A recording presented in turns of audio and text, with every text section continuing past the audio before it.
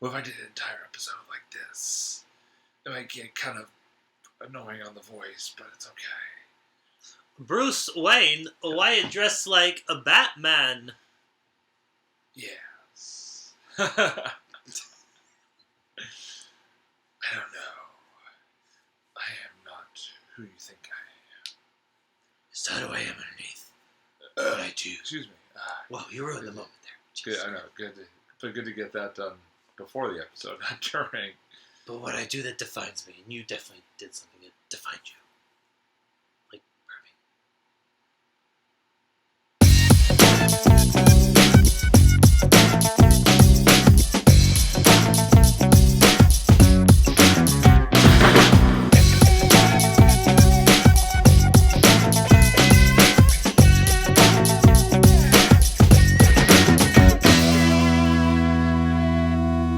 Everybody, and welcome to another super edition of On a Couch Talking Sports. As always, I'm Robbie. Kyle is here. Kyle, how are you this evening?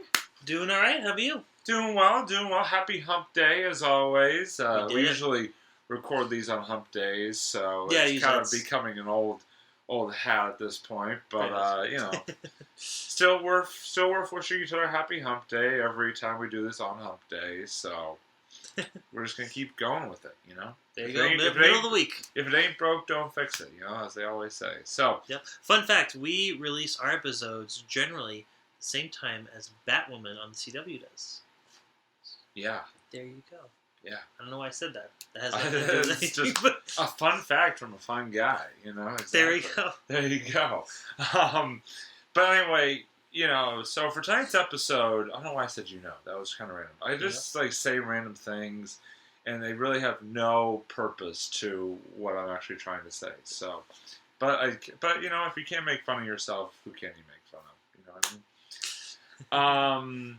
So for tonight's episode, this is going to be a super episode because we are going to dive. Yeah.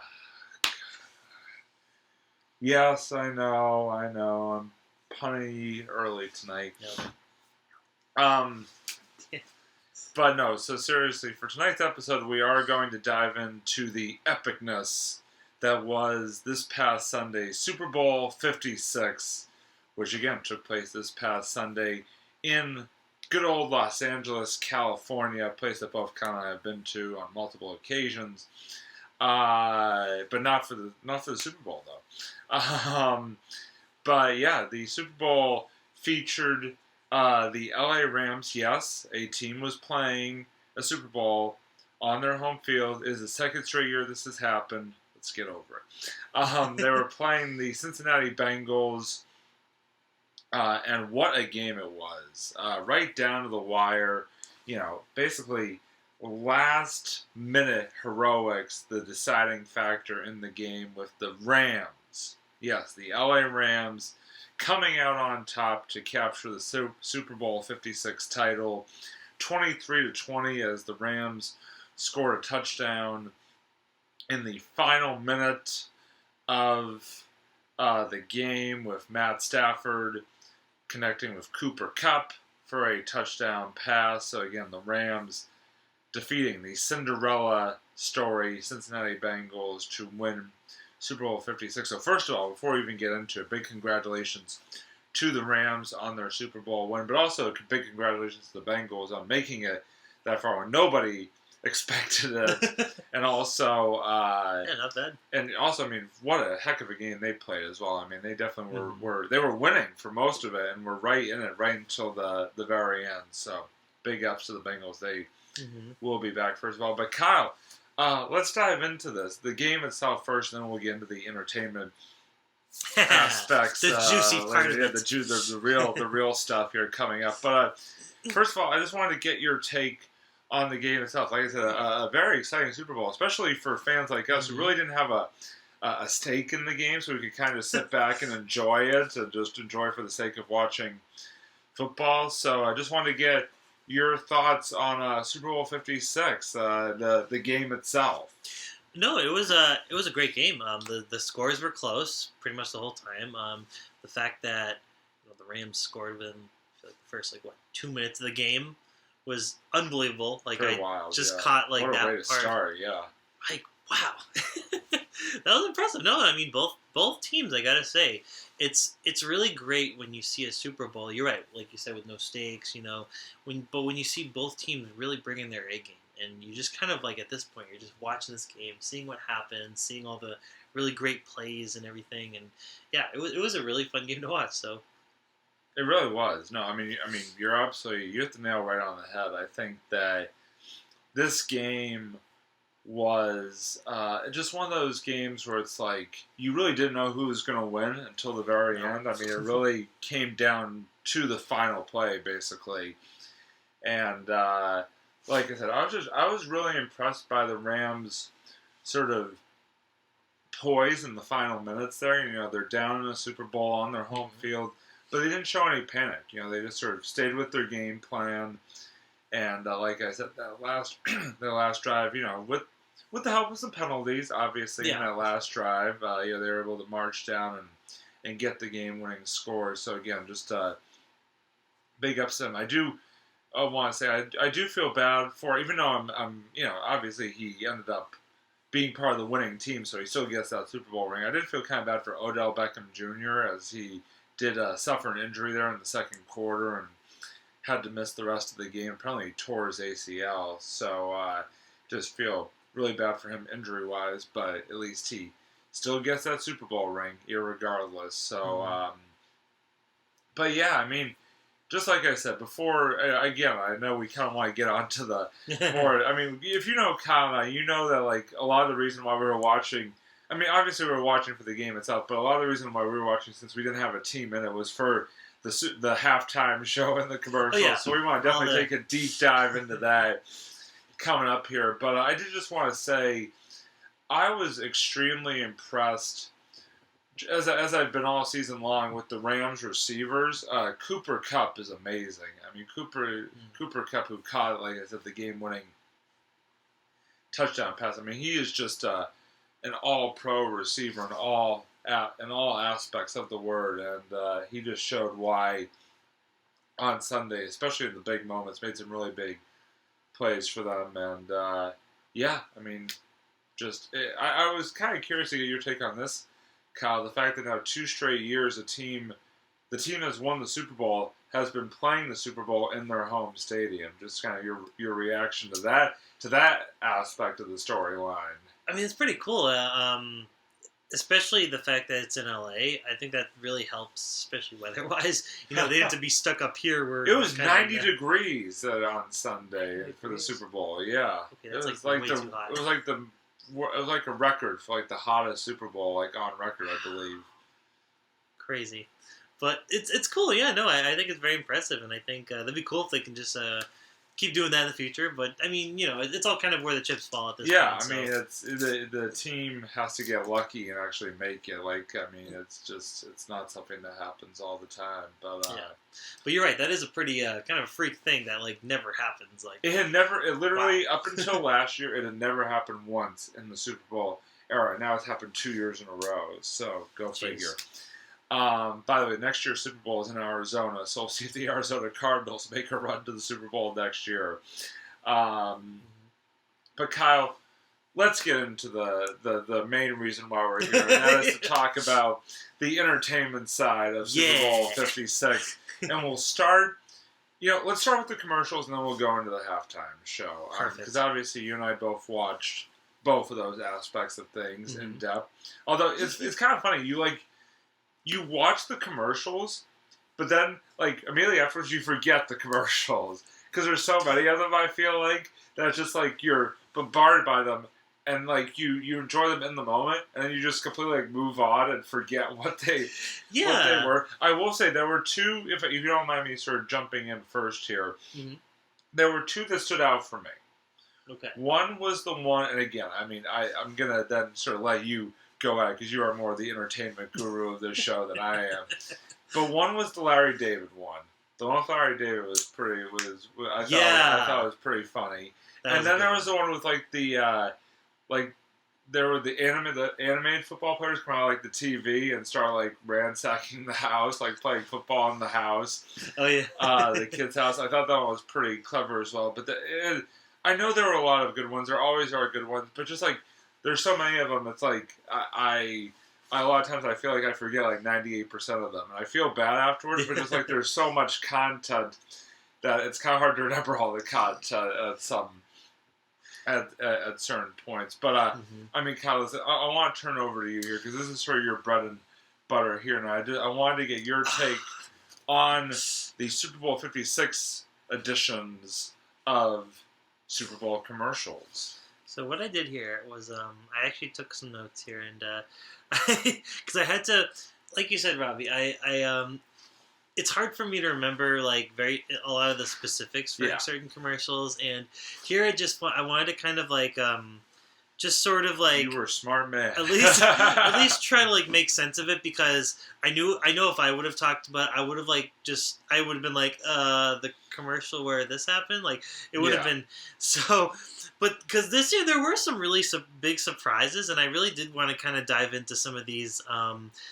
And I'll start with the Paul Rudd and Seth Rogen Lay's commercial. I just thought that one was hysterical, where they were two friends, and they were talking about all their. Okay, now I feel like as you tell me, I'm gonna like start to remember them. Yeah. And actually, I'm gonna let you finish. I'm gonna let you go on. I'm curious to see, because there's one more that I just remembered that I kind of like. I didn't witness this particular one, but I heard about it. I'm curious to see if it's on your list. I'm gonna let you go through your list, and then at the end, I will tell you if the one that I'm thinking of is on your list or not. So continue. Yeah. No worries. And I just thought that was a really funny idea, like, because I feel like the Super Bowl, and we've talked about this a bunch of times before, the Super Bowl gets really creative with the commercials, and I love the ones especially that kind of like take on these like narratives. And this one was just funny because it was just a random Lay's commercial, but they had Paul Rudd and Seth Rogen in it. And basically, it was just them two talking about all these like different memories throughout each other's lives as best friends, and then it just like ends with Seth Rogen marrying this creepy ghost lady from this haunted house memory that he went. Yes. So. Yep. No, I remember that one now. Yeah. Yep. I'm with you. It was good. It was just very clever. Like it was just I always like when they do that. The next one I wanted to get into too was this is one that I actually had to kind of go back online and watch this, because there were I saw most of the commercials, but there were certain ones I missed, so I wanted to actually go back and just check out some of the other ones that stood out. Yeah. And one of the ones was the Anna Kendrick Barbie house one, which to me just like cracks me up, because it starts off like a regular it starts off like a very typical kind of like Barbie commercial. Like Barbie introduces her house, but then they kind of throw in this like really funny element where all these other different characters are trying to go in. They're trying to take Barbie's dream house. It ends up being like an ad for like, I think like a realtor or something like that. And it just takes on this I may have missed that one. I'll have to go back and if I missed any of these, I'm gonna have to go back and watch them, because some of this particular one I do not believe that I saw. So. Yeah, it's just so funny, like the way they explain it. And the thing is, they get into very detailed, like, oh, this is what happens, watch out, Barbie, your house, like they could flip your house or something like that, or they could like buy out this, and it just gets really heavy into like home buying and everything, like actual like real life like stressful home buying. So it goes from like just a typical doll commercial just a house buying hell at this point, and like it goes through all these like statistics, and the kids are all like kind of looking at each other like, what should I do? It cracked me up. And Anna Kendrick was she's amazing. So I loved her whole presence in that. The other one I really liked was Zeus and Hera, the one where Arnold Schwarzenegger plays Zeus, and who is it? Salma Hayek plays Hera. The two gods. And basically, it's like they're the two gods, and they're trying to kind of like live in, in daily life. And I think it's like a commercial for like an electric car or something like that. So, because of Zeus, now he's the god of thunder, so he kind of like, he uses his electricity, and like, I thought that was kind of a funny connection there. The other one I loved was, the GM had a couple good ones. But the one I think my favorite one was the Dr. Evil commercial, and just watching it, and because they got like all of the villains from the Austin Powers series, including Mike Myers, he came back as Dr. Evil, and I'm looking at them, I'm like, these guys, like what I would love it if they could make like a fourth Austin Powers movie at this point, because these guys were like back in full makeup, and it was just great. It was like, and they were talking about how it was very timely because they were talking about how global warming is the most evil presence of the world at this point, and Dr. Evil was kind of like, no, like it was really clever. It's really good. Definitely check it out, especially if you love Austin Powers and you're kind of itching for another Austin Powers movie. This is pretty much the closest thing you'll get to. I'm itching for it. Yeah. And then I'll just dive into a couple trailers. Doctor Strange trailer was amazing. There were some pretty surprising reveals that they're going to do for the movie. And this is, I think, something we're going to have to move on to at Marvel at the Movies. Doug, you and I are going to have to really, at some point, just really dive into this one, because they're introducing some new elements, including possibly the X-Men. Patrick Stewart had a cameo in the trailer. It was great. Anyways, so, okay, I just got to... Sam Raimi from the Spider-Man movies, the original 3, is also directing that movie. By the way, and I do not mean to cut you off for a split second, but... No, it's okay. It's getting time to breathe. Yeah. But this thought did pop into my head because you were just talking about... Because what you were talking about... shout out to our sponsor for tonight's episode, Zyman Organizing. If you need help organizing anything, like Kyle needs help organizing his thoughts right now, Zyman Organizing might be able to help him with that. But they could definitely help you, like, organize any room in your house, drawer, desk, anything. They are there for you. And they are going to help you reclaim your life and reclaim your space. Please, please, please. I can't say please enough. Give Zyman Organizing a holler. They are amazing, and they will go to work for you to help organize you. And big shout out to them, as always, for sponsoring us, and the link will be in the description. So, continue. Yeah. But anyways, before my head explodes from all the excitement, I'm just going to move on to the next trailer. The Rings of Power trailer, which is a new Lord of the Rings series they're doing on Another one? Prime. Yeah. Another one. I feel like they do they're doing like a dozen spin-offs of Lord of the Rings. Well, they did like The Hobbit. Like they did The Hobbit, yeah, the prequel trilogy for The Hobbit. I feel like everywhere I turn, there's stuff about Lord of the Rings. It's like a prequel of a prequel, yeah. They're just gonna milk it till the cows dry at this point. So, but yes, they're doing a Rings of Power, which I think is an interesting title. I don't know, it sounds more like a Super Bowl dynasty kind of thing at this point. But yeah, must have the precious. Y'all better be in the series, by the way. But anyways, that's beside the point. It looks really cool. Back in New Zealand, I'm guessing. I think that's where they filmed it. So, yeah, pretty pumped about that one. And then the last two commercials I wanted to go over was Alexa. The Alexa commercial with Scarlett Johansson and Colin Jost, I thought was pretty funny. And they kind of like, Amazon kind of poke fun at themselves at how Alexa can read people's minds at this point. And they go into like ScarJo and Colin Jost's sort of relationship. And Yep. Like every now and then they're pointing out like, oh, ScarJo needs breath mint. Or, Remind me to fake my own death on March 8th. Yeah. I thought that was pretty clever. Yeah, that was pretty good. Like I was amazed. Like, yeah, ScarJo and Colin Jost, they definitely poke fun at themselves a lot. So they're pretty good. They are very good. Yeah. Power couple. Good sense of humor. I like that. Oh, it was awesome. And then the last one I and this is another one I kind of had to watch online too, was the Flavor Town. It was the Bud Light commercial. They got Guy Fieri to actually do a real life Flavor Town, and they were talking about how like all these different drinks have different flavors and stuff like that.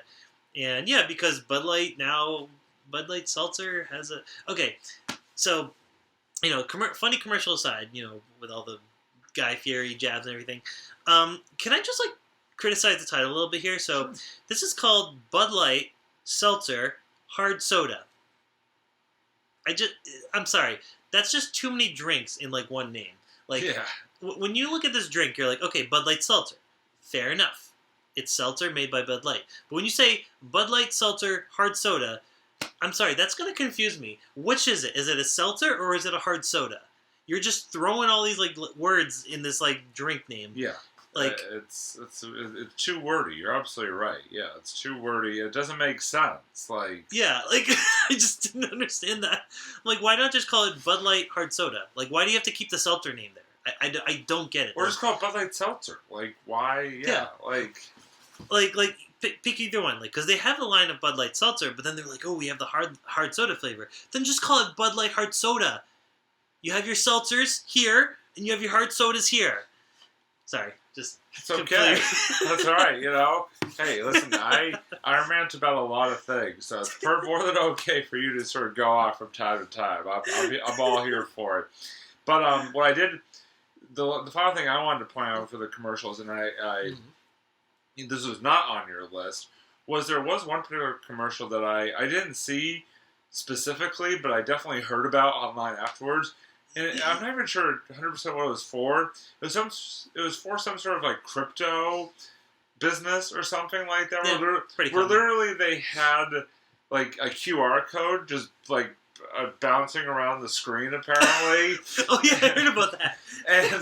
But literally, so there are two things about it. Number one, is basically when people clicked on it, it took them just to the site to sign up for like crypto and stuff like that. So really, it was just trying to get you to do business with them. Geez. But second of all, apparently within like the first 5 minutes after the commercial, the site crashed and nobody could get to it.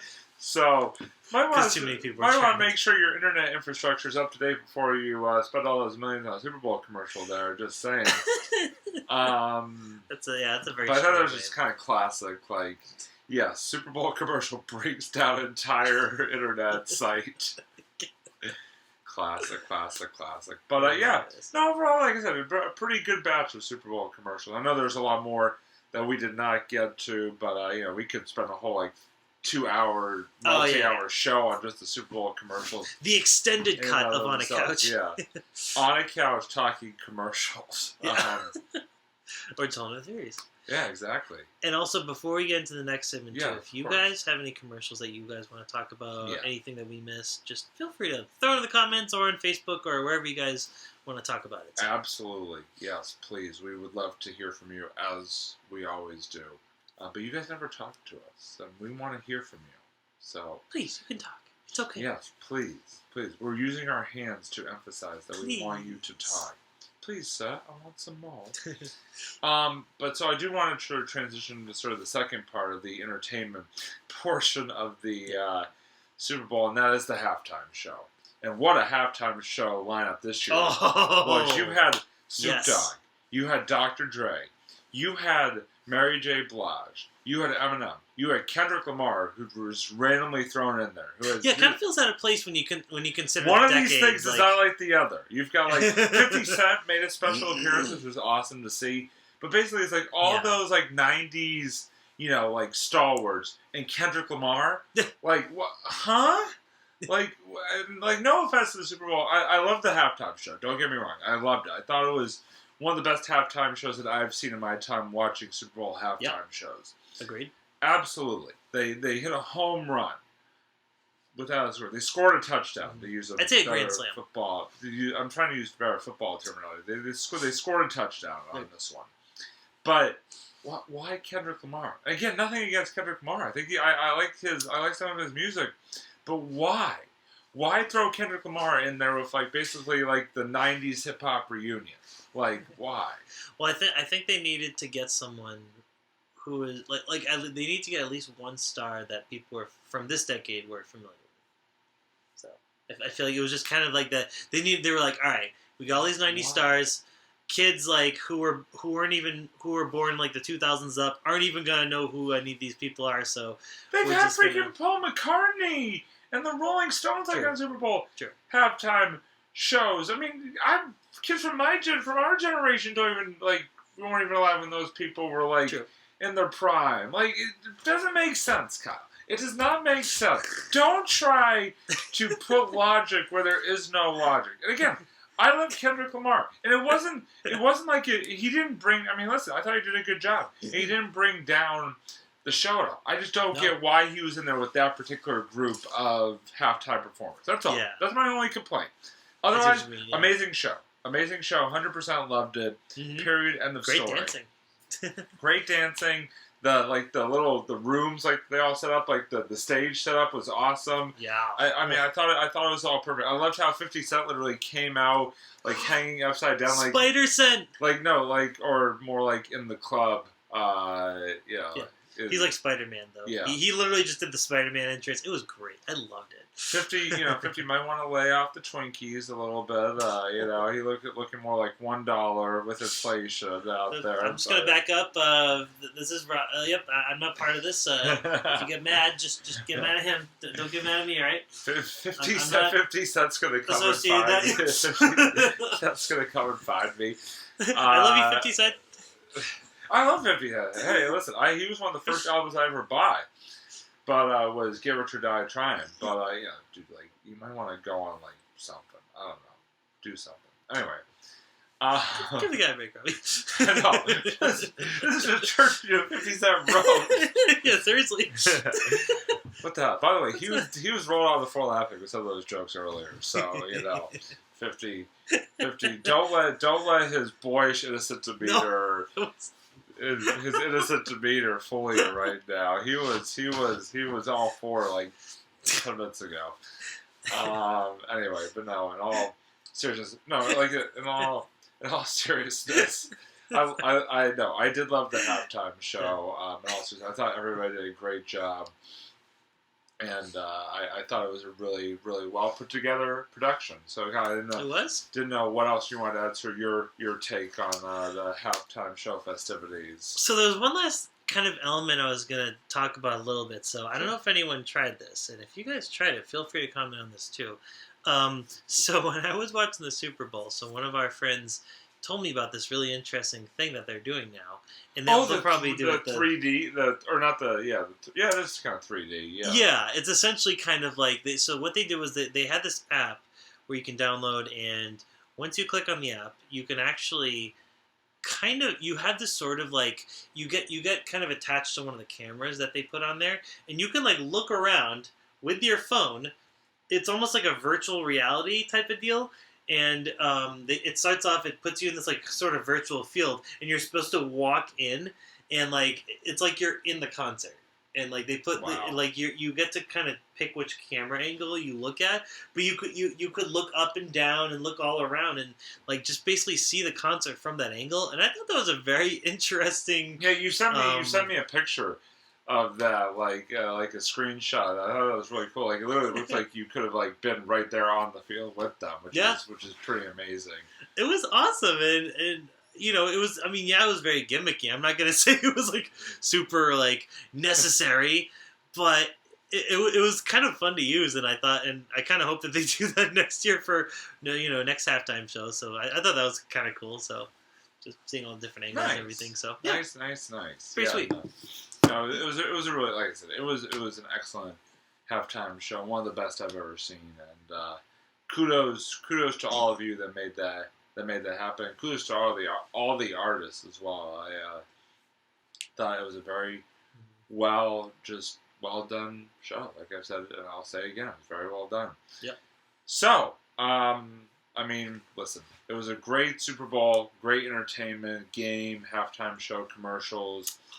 If you have any thoughts on the Super Bowl 56 entertainment aspect or the game itself, we would, again, love to hear from you. Drop us a comment. Again, we're on Facebook, Twitter, Instagram, and obviously right here on YouTube. But we obviously want to sort of move off Super Bowl 56 now and on to the second half of our episode, which is, of course, my final thoughts and the Sue's reviews. So I'm going to sort of go quickly here with my final thoughts. I have actually two final thoughts for the evening. Oh, very cool. Not one, but two.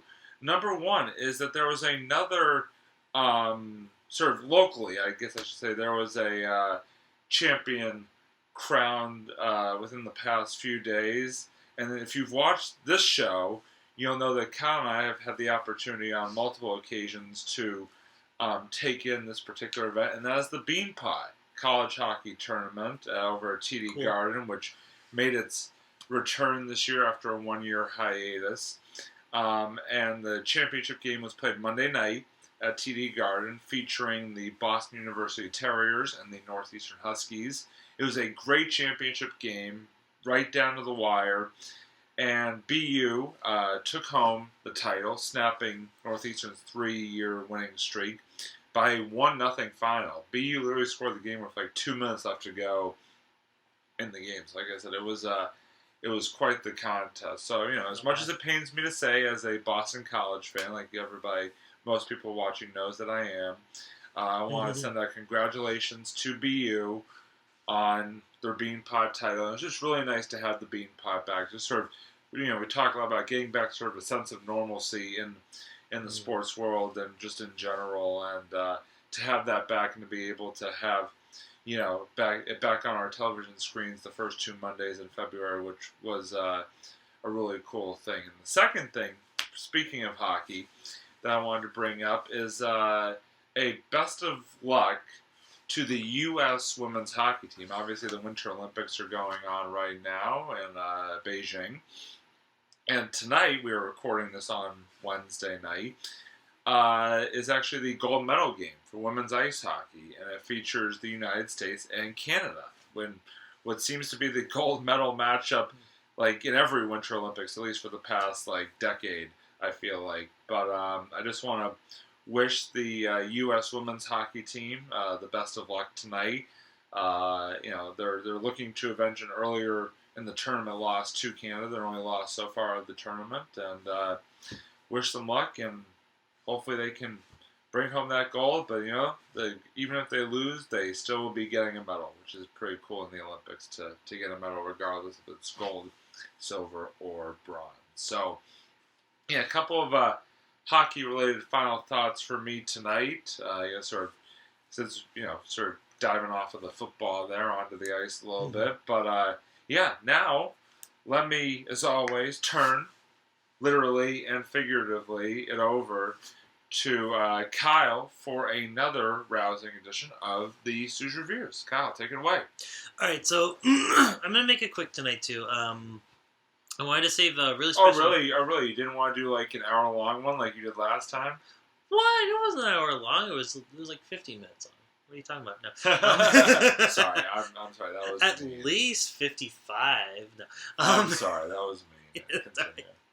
No, it's all good. Yeah, I'm going to go back to short ones, I promise, guys. So, I just wanted to... because I just finished this series recently, and while it's kind of still fresh in my mind, I wanted to talk a little bit about Star Wars: The Book of Boba Fett. Yeah, that show. As you can see, my reaction there is, I'm sure that kind of sums it up right now. It's a show with, I think, a cool idea. A Star Wars show about a beloved character, Boba Fett. You're thinking, and they were talking about doing the show for so long, and then it became The Mandalorian, season 1 and 2, and now they finally did it. They're like, okay, we're going to make a Boba Fett-centric show. And on paper, it sounds great. It sounds cool. And they have a great setup. Boba Fett becomes this kind of he becomes this sort of the king of the what do you call it? He basically takes Jabba the Hutt's place, or he becomes like the lead gangster in Tatooine. It's pretty cool. Great setup, poor execution. I did not like how they characterized him. He, I think, had way too much dialogue in the series, even though I know it's a show about him. You need to really, I just don't think they really did a great job at doing his character, and I think that was one of the weakest parts of the show. The actor who plays him, Tamora Morrison, who also played Jango Fett from the prequels, and he also voiced him, kind of revoiced him in the special edition original trilogy. That's a long story, but anyways, he is a great actor, and I really love him, and I thought and I was all on board for him doing his own Boba Fett show, but just the way they characterized him, they made him become a softie, and I don't like that. I just didn't think that was really what they needed to do with a character. I mean, granted, I know it's my opinion. I get it. I sound like a whining fanboy. I know you guys are gonna say that, and that's totally fine. I totally understand that. But I just think that when you're making a show about a character like this kind of cold-blooded bounty hunter, I just think that, I don't know. It just doesn't really seem to add up. It doesn't seem to match. I don't know. It just, to me, it just doesn't seem to. Like, just make it about a different character then, if you want to make it kind of like that.